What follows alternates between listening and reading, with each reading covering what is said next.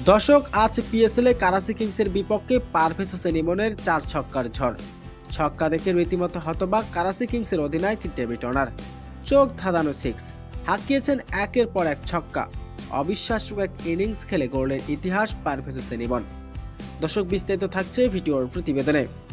দর্শক, আজ পিএসএল এ পঞ্চম ম্যাচে আজ কারাচি কিংসের বিপক্ষে খেলতে নেমেছে মুস্তাফিজুর রহমানের দল লাহোর কালান্দার্স। তবে দিন শুরুতে আগে ব্যাটিং করতে নেমেছে লাহোর কালান্দার্স। তার আগে ব্যাটিং করতে নেমে শুরুতে মাত্র 5 রানের মধ্যে হারায় একটি উইকেট। এরপর দ্বিতীয় ব্যাটারে বেশ কিছুটা খানিক দূর এগিয়ে নিয়ে যান দলকে। এরপর 30 রানের মধ্যে হারায় আরও একটি উইকেট লাহোর কালান্দার্স। এরপর তৃতীয় ব্যাটার হিসেবে ক্রিজে আসেন পারভেজ হোসেন ইমন। শুরুতে বেশ ছন্দে খেলেন তিনি, তবে হাঁকিয়েছেন একটি বিশাল ছক্কা। এরপর আর ইনিংসটাকে লম্বা করতে পারেননি পারভেজ হোসেন ইমন। সালমান আঘার বলে এলবিডব্লিউ হয়ে সাজ করে ফেরেন পারভেজ হোসেন ইমন। এতে 12 বলে 12 রান করেন তিনি। তার সেই 12 রানের ইনিংসে ছিল অবিশ্বাস্য একটা ছক্কা। প্রথম ম্যাচের মতো দ্বিতীয় ম্যাচে ইনিংসটাকে বড় করতে পারেননি তিনি। কারাচি কিংসের বিপক্ষে মাত্র 12 বলে 12 রান করে সাজ করে ফিরেন এই ব্যাটার।